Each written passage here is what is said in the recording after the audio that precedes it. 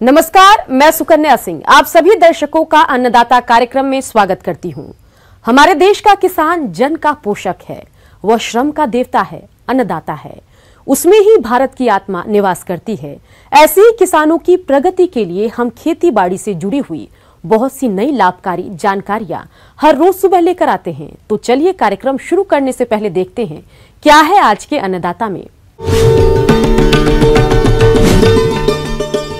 धान की नर्सरी और रुपाई के बाद लगने वाले कीटों का नियंत्रण।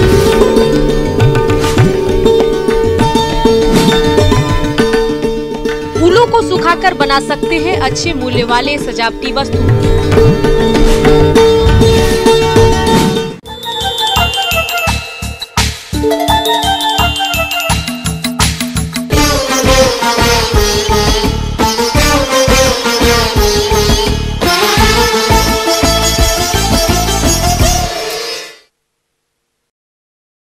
धान की नर्सरी डालने का काम किसानों ने लगभग कर लिया है और पहले डाली गई नर्सरी पौध की रोपाई भी चल रही है।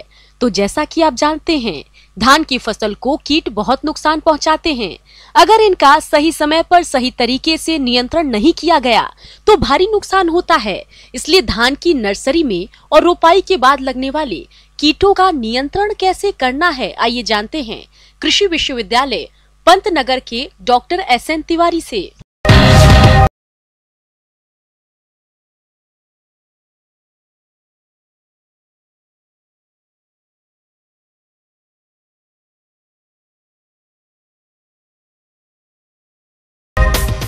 इस समय अगर आप अपने खेत में जा रहे होंगे तो मुख्य रूप से आपको धान के तनावेधक का प्रकोप दिखाई देगा, या तनावेधक के कीट भी दिखाई देंगे, उनके अंडे भी दिखाई देंगे, उनके मृत गोप भी दिखाई देंगे। तो मुख्य रूप से हमारे जो क्षेत्र है उत्तराखंड और उत्तर प्रदेश के आसपास के जो जनपद है उसमें धान के पीला तनावेधक का प्रकोप दिखाई दे रहा है। अब इसका प्रकोप बहुत आसानी से आप पहचान सकते हैं। अगर आप अपने खेत में जाइए तो पौधे को देखिए, पौधे पर हल्के पीले रंग का लगभग 1 सेंटीमीटर लंबा पतंगा आपको बैठा हुआ दिखाई देगा। तो अगर इनकी संख्या ज्यादा है तो आप काफी दूर से पता कर सकते हैं कि आपके पौधे पर कोई पतंगा बैठा है नहीं बैठा है। अगर पतंगा नहीं भी दिखाई दे रहा है तो पत्तियों को ध्यान से देखेंगे तो उसमें अंडे दिखाई देंगे। ये कीट जो है लगभग 100 से लेकर के 150 तक अंडे दे करके पत्तियों के ऊपरी सतह पर अंडे देता है, उसकी टिप के पास, और उसको हल्के रंग के रोए से ढक देता है। तो अगर आपको हल्के रोए से ढके हुई कोई चीज दिखाई दे रही है, इसका मतलब वो धान के पीला तनावेधक का पतंगा है। इस अंडे से सूढ़ी 4-5 दिन के बाद निकलती है, और वो सूढ़ी पहले तो पत्ती के जो कोमल हिस्से होते हैं थोड़ा सा उसका क्लोरोफिल स्क्रैप करके खाती है। बाद में वो सूढ़ी पौधे के अंदर घुस करके और जो उसकी गोब है उसको काट देती है, इसलिए बीच वाली गोब मर जाती है। इसको हम मृत गोब कहते हैं। किसान भाइयों, इस कीट की वैसे तो कई प्रजातियां हैं, लेकिन उनमें से पीला तना छेदक कीट धान की फसल को सबसे अधिक हानि पहुंचाता है। इस कीट का प्रकोप धान की प्रारंभिक अवस्था से लेकर दाना बनने की अवस्था तक होता है। इसकी सुंडियां रेंग कर पौधे के निचले भाग तक पहुंच जाती हैं तथा तने को भेद कर अंदर ही अंदर इसे खोखला कर देती हैं, जिसके कारण तना भूरेपन में बदलकर सूख जाता है और खींचने पर आसानी से बाहर आ जाता है। किसान भाई हमेशा इस कीट से चौकन्ने रहने चाहिए, चौकस रहने चाहिए। और जब कभी भी इनकी संख्या ज्यादा दिखाई दे, यानी आपको प्रति वर्ग मीटर स्थान में लगभग एक पतंगा दिखाई दे, मादा पतंगे की पहचान ये है कि उसके पंख पर एक काला धब्बा होता है, छोटा, दोनों पंखों पर एक एक काला धब्बा होगा, जिससे आप मादों को पहचान पाएंगे। तो अगर आपको मादा पतंगा दिखाई दे रहा है प्रति वर्ग मीटर स्थान में लगभग एक औसतन, तब आप दवा का प्रयोग कर सकते हैं। अब इसके लिए 2 प्रकार की दवाएं बाजार में मिलती है। एक तो दवा वो होती है जो आपको खाद की तरह दानेदार चूर्ण के रूप में आती है। दानेदार चूर्ण का प्रयोग आप फसल की रोपाई से लेकर के और 50 दिन तक अंदर कर सकते हैं। तो 3 प्रकार के दानेदार चूर्ण आपको बाजार में उपलब्ध होते हैं, लेकिन किसी भी दानेदार चूर्ण को प्रयोग करने के पहले आपको कुछ सावधानी बरतनी होगी, तभी इसका फायदा मिलेगा। सबसे पहले आपके खेत में 1-2 इंच पानी लगा होना चाहिए। बहुत ज्यादा पानी लगा है, 1 फुट पानी लगा है, तब आप इसका प्रयोग नहीं कर सकते हैं। उस पानी को निकाल करके 1 या 2 इंच पानी अपने खेत में रखिए, या आपके खेत में 1 या 2 इंच पानी लगा हुआ है उसमें इस दानेदार चूर्ण का प्रयोग कर सकते हैं। बाजार में 3 प्रकार के दानेदार चूर्ण आपको मिलते हैं। एक तो होता है क्लोरांट्रा नीलीप्रोले। क्लोरांट्रा नीलीप्रोले इस कीट के लिए बहुत ही अच्छी दवा है, भले थोड़ी महंगी जरूर होगी। और ये दानेदार चूर्ण के रूप में प्रयोग आती है, जिसका फसल की रोपाई से 50 दिन तक प्रयोग कर सकते हैं। और तरल पदार्थ भी आता है जिसका 50 दिन के बाद आप प्रयोग कर सकते हैं।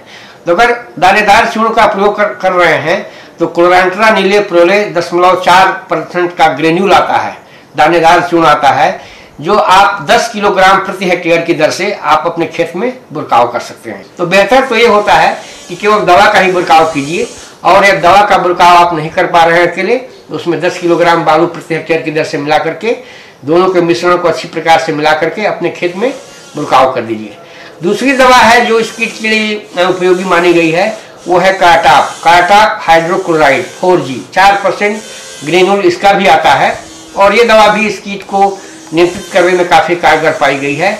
लेकिन इस दवा की मात्रा होती है लगभग 20 किलोग्राम, 19 से 20 किलोग्राम प्रति हेक्टेयर की दर से इस दवा को आप अपने खेत में डालेंगे तो इस कीट का नियंत्रण हो जाएगा। तीसरी भी दवा है जिसको आप लोग फिप्रोनिल के नाम से जानते हैं, फिप्रोनिल 0.3% ग्रेन्यूल। ये भी दवा इस कीट के लिए काफी कारगर पाई गई है, लेकिन इसकी मात्रा है 25 किलोग्राम प्रति हेक्टेयर। तो ये 3 दानेदार चूर्ण हमने आपको बताए। फसल की रोपाई से 50 दिन के अंदर इन 3 दानेदार चूर्ण का प्रयोग आप कर सकते हैं, तो धान में तना वेधक का प्रकोप निश्चित रूप से आपका नियंत्रित हो जाएगा। तो अगर आपकी फसल 50 दिन पुरानी हो गई है तब उसमें दानेदार चूर्ण का प्रयोग नहीं करना चाहिए। तो दानेदार चूर्ण का प्रयोग केवल 50 दिन के अंदर ही करें। अगर उसके बाद अगर आपके खेत में पतंगे दिखाई दे रहे हैं, या 5% से अधिक पौधों की गोह मर रही है, या पौधे के ऊपर अंडे दिखाई दे रहे हैं, तो इन्हीं तीनों रसायनों के पानी में घोल करके छिड़कने वाले फार्मुलेशन भी बाजार में उपलब्ध हैं। जैसे क्लोरांट्रा नीली प्रोले 18.5% SC, ये तरल पदार्थ है, इसको आप पानी में घोल करके और पत्तियों पर छिड़काव कर सकते हैं। तो इसकी 150 मिलीलीटर मात्रा को 500 लीटर पानी में घोल करके और पूरे खेत में 1 हेक्टेयर में अच्छी प्रकार छिड़काव कर दीजिए। तो ये दवा पौधे की पत्तियों से होकर के पौधे के तने में पहुंच जाएगी, अगर कीड़ा उसके अंदर होगा तो उसको मार देगी। दूसरी दवा आपको हमने बताई थी कार्टाप हाइड्रोक्लोराइड। कार्टाप हाइड्रोक्लोराइड का भी पाउडर आता है, 50% पाउडर, और ये पाउडर लगभग 1 किलोग्राम प्रति हेक्टेयर की दर से लगता है। तो 1 किलोग्राम पाउडर लेकर के उसको 500 लीटर पानी में घोल करके अगर आप अपने खेत में छिड़काव कर देते हैं तो भी इस कीट का नियंत्रण हो जाएगा। तो तीसरी दवा जो हमने आपको बताई थी उसका नाम है फिप्रोनिल 5SC। लेकिन जब आप फिप्रोनिल 5SC लेंगे तब आपको 1 लीटर दवा का प्रयोग करना पड़ेगा। तो 1 लीटर दवा को 500 लीटर पानी में अगर आप खेत में छिड़काव कर दें तो आपके खेत में तना भेदक, पीला तना भेदक का नियंत्रण हो जाएगा। तो 3 हमने आपको दवाई बताई और तीनों दवाओं के 2-2 फार्मुलेशन बताए। आप अपनी आवश्यकता के अनुसार इसका प्रयोग करें। अब इन 3 दवाओं को प्रयोग करने में एक फायदा ये भी होता है कि ये तीनों दवाएं धान में लगने वाला जो दूसरा कीट होता है पत्ती मरोड़ा कीट, जिसका प्रकोप अभी भी हो रहा होगा या आगे आने वाले 1-2 महीनों में चलता रहेगा, तो ये दवाएं धान के पत्ती मरोड़ा कीट के लिए भी काफी उपयोगी पाई गई हैं। एक तीसरा कीट भी है जो कि आजकल इस महीने में आएगा, लगभग जुलाई या अगस्त के महीने तक आता है, उसको हम कहते हैं हिस्पा कीट। हिस्पा का भी प्रकोप कभी कभी नर्सरी की अवस्था से लेकर के और जब फसल 1.5-2 महीने तक की रहती है तब तक हो जाता है। इस क्षेत्र में इसका प्रकोप अगस्त सितंबर तक देखा गया है। तो हिस्पा कीट जो वयस्क होता है वो काले रंग का कीट होता है, एक बीटिल होती है जिसके शरीर पर कांटे दिखाई देते हैं। ये कांटे कीट जो है पत्तियों के क्लोरोफिल को खुरच करके खा जाता है, इसलिए आपकी पत्ती काफी दूर से सफेद दिखाई देती है। लेकिन इसका जो ग्रब है वो अंदर घुस करके, पत्तियों की 2 सतह होती है, ऊपरी और निचली सतह, दोनों सतह के अंदर घुस करके और अंदर के क्लोरोफिल को खा जाता है, तो आपकी पत्ती बिल्कुल सफेद हो जाती है। तो अगर आपकी पत्ती बिल्कुल सफेद दिखाई दे रही है और उस पर काले काले रंग के कीट दिखाई दे रहे हों तो ऐसी अवस्था में आप ट्राईएजोफास का प्रयोग कर सकते हैं। ट्राईएजोफास 20% भी आता है और 40% भी आता है, और ये 1 लीटर अगर 20% आप ले रहे हैं तो 1 लीटर दवा जो है 1 हेक्टेयर के लिए पर्याप्त मात्रा में पाई जाती है। तो अगर आपके खेत में हिस्पा का प्रयोग हो रहा है तो ट्राईएजोफास का प्रयोग कर लीजिए। अगर इसका प्रकोप ज़्यादा नहीं है, केवल 2-4% पत्तियां ही आपको सफ़ेद दिखाई दे रही हैं, तब इसकी कोई आवश्यकता नहीं है, क्योंकि धीरे धीरे इस कीट की संख्या अपने आप ही कम हो जाती है और इसका ज़्यादा नुकसान नहीं होता है। अगस्त और सितंबर के महीने से इस क्षेत्र में तेला या जिसको आप फुदका कहते हैं, 2 प्रकार के फुदके यहाँ पर पाए जाते हैं, ब्राउन प्लांट हापर भूरा फुदका और सफेद व्हाइट बैक परांठा पर सफेद पीठ वाला फुदका, ये 2 फुदके उत्तराखंड की तराई में और उत्तर प्रदेश के आसपास के इलाकों में पाए जाते हैं। तो सितंबर से अगस्त के अंतिम सप्ताह से लेकर के सितंबर के पहले सप्ताह से इसका प्रकोप शुरू हो जाता है, जो कि अक्टूबर तक रहता है, फसल की कटाई तक रहता है। ये कीट छोटे छोटे माहों की तरह के कीट होते हैं, जो पौधे के तने के पास, पानी के जस्ट ऊपर जो पौधे का तना होता है, वहीं पर बैठ करके और पत्ते पौधे से उसका रस चूसते रहते हैं। जब इनकी संख्या ज़्यादा हो जाती है, लगभग एक पौधे पर 10 से ज़्यादा कीट हो जाते हैं, तो पौधे का इतना ज़्यादा रस चूस लेते हैं कि पौधा पीला हो जाता है।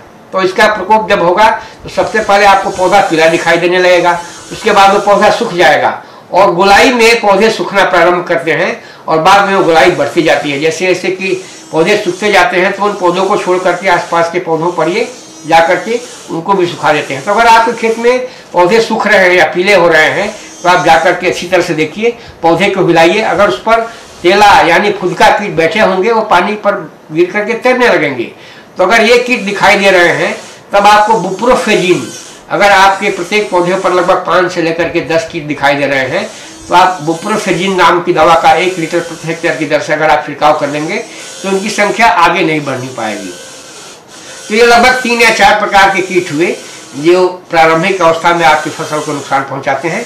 अगर आप अपने खेतों में जाकर के समय समय पर उसकी देखभाल करते रहें और कीटों के क्षति के हिसाब से अगर आप दवाओं का प्रयोग करते रहें तो निश्चित रूप से आपकी फसल अच्छी होगी। ब्रेक के बाद आप सभी दर्शकों का अन्नदाता में स्वागत है। चलिए अब रुख करते हैं अगली कड़ी की ओर।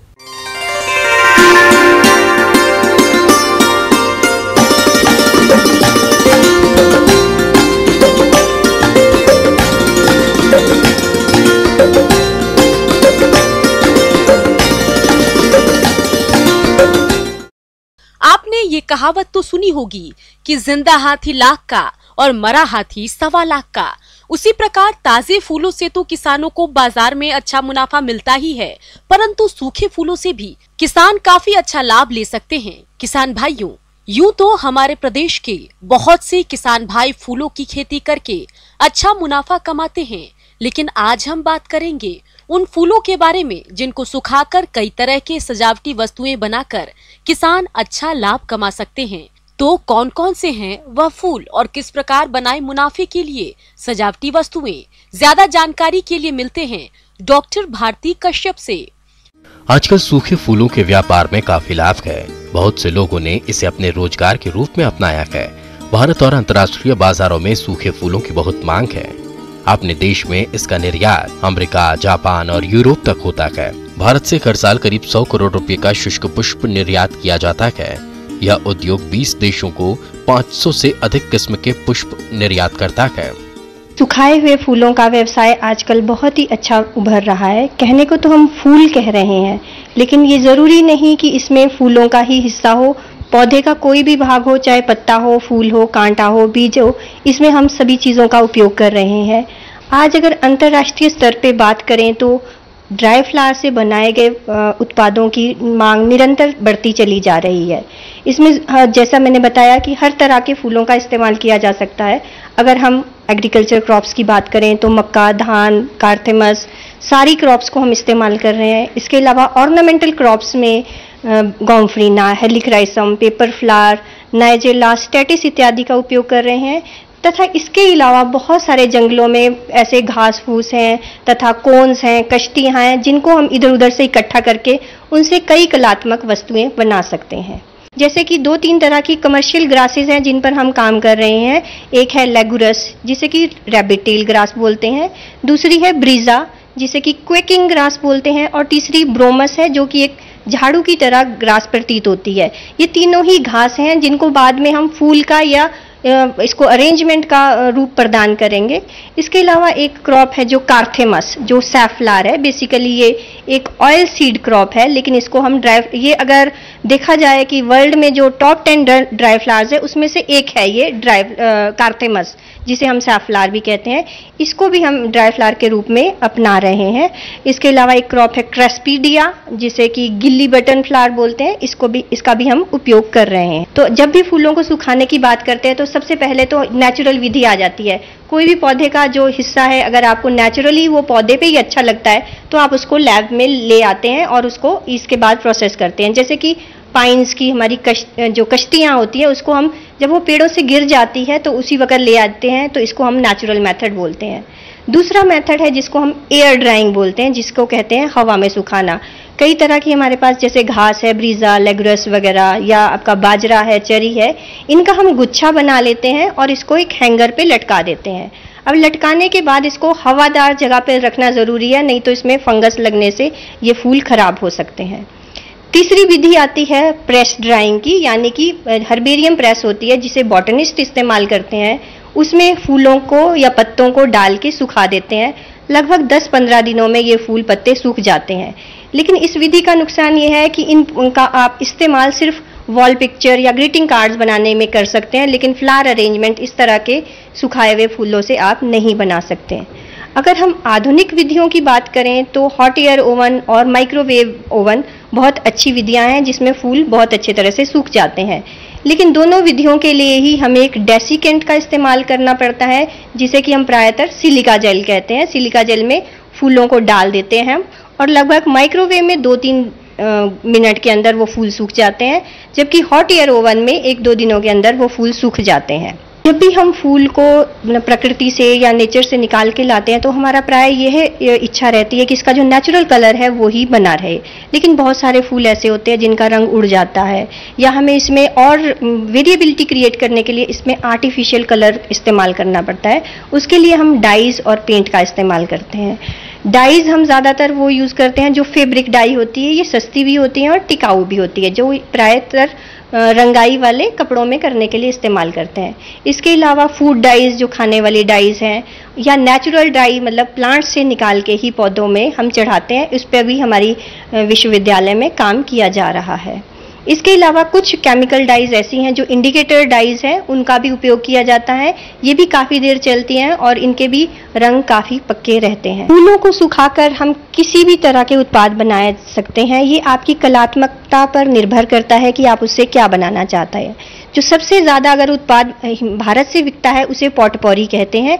इसे भारत से निर्यात किया जा रहा है और यूके इत्यादि देशों में बेचा जा रहा है। इसमें कई तरह के फूलों को सुखाया के डाला जाता है और सुगंधी के लिए इसमें नेचुरल फूलों का ही इस्तेमाल किया जाता है।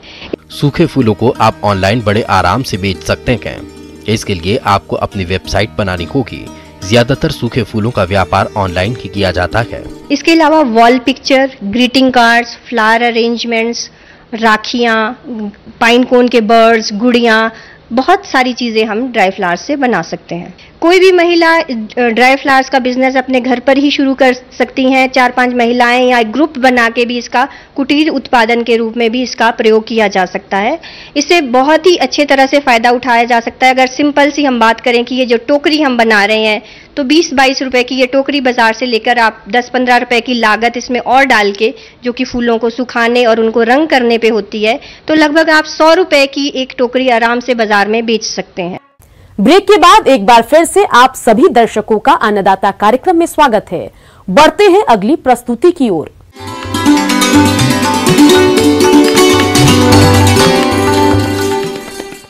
अन्नदाता हेल्पलाइन निशुल्क फोन संपर्क सेवा के माध्यम से आपके द्वारा पूछे गए प्रश्नों में से 1 या 2 महत्वपूर्ण प्रश्न को हम अपने कार्यक्रम में शामिल करते हैं।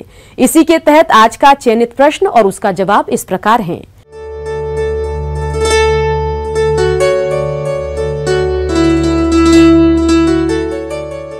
निःशुल्क अन्नदाता हेल्पलाइन में आज हमने जिस प्रश्न को शामिल किया है उसे पूछा है ग्राम बोरी, जिला टीकमगढ़ के जगत भारती ने। आपने मूंग की उन्नत किस्मों के बारे में जानकारी चाहिए है, तो इसके लिए देखिए कार्यक्रम का यह अंश। किसान भाइयों अपनी खरीफ सीजन के अंदर जैसे धान्य फसलें होती है उसी प्रकार दलहनी फसलों का भी बहुत ज़्यादा महत्व होता है, क्योंकि जैसे हम रोटी खाते हैं तो रोटी के साथ अपने को दाल की ज़रूरत पड़ती है। तो इसलिए अपने को खरीफ सीजन के अंदर जो मुख्य दलहनी फसलें हैं उनके ऊपर आज चर्चा करेंगे, जिसमें अपने मूंग है, उड़द है, इनके ऊपर चर्चा करेंगे। तो इसलिए किसान भाई अच्छा उत्पादन लेने के लिए अपने IPM 2-3 है, IPM 205-7 है, IPM 2-14 है, GM 5 है, MH 421 है, SML 668 है। इन वेराइटियों का किसान भाई बीज अगर बोकर अच्छा उत्पादन प्राप्त कर सकते हैं। किसान भाइयों, ये दलहनी फसलें होने के कारण इनमें अपने इनके लिए जो राइजोबियम कल्चर होता है, इससे बीज उपचार करना बहुत अति आवश्यक होता है ताकि अपना अच्छा उत्पादन ले सकते हैं। और साथ ही साथ जो अपने खेत के अंदर पोषक तत्वों की बचत होती है, क्योंकि ये दलहनी फसल होने के कारण जो राइजोबियम कल्चर से अगर अपने उपचारित करेंगे तो जो नाइट्रोजन वातावरण के अंदर रहती है उसको अवशोषित करती है, तो उससे अपने जो ज़मीन के अंदर जो भी नाइट्रोजन है उसका ये यूज नहीं करेंगे तो आने वाली फसल में वो अपने काम में आएगी, तो उससे अपने को लागत कम आती है।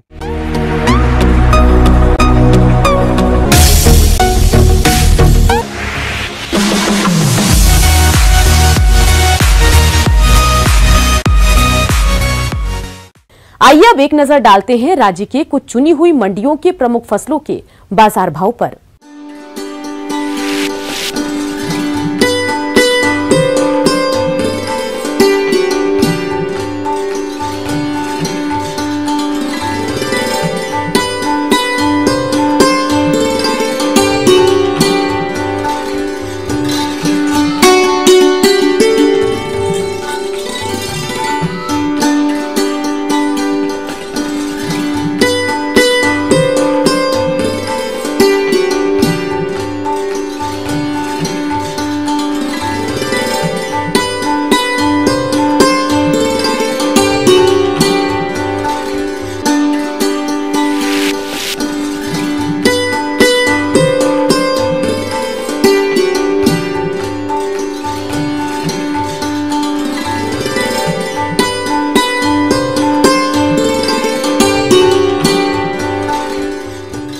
किसान भाइयों, अन्नदाता आपकी सेवा के लिए संकल्परत है। कृषि संबंधित समस्या और सुझावों के लिए आप हमें इस पते पर संपर्क कर सकते हैं। प्रोड्यूसर अन्नदाता, news 18 Madhya Pradesh, Chhattisgarh, Ramoji film city, Hyderabad 501512। साथ ही आप हमें ईमेल भी कर सकते हैं। हमारा ईमेल है p18annadatamp@nw18.com।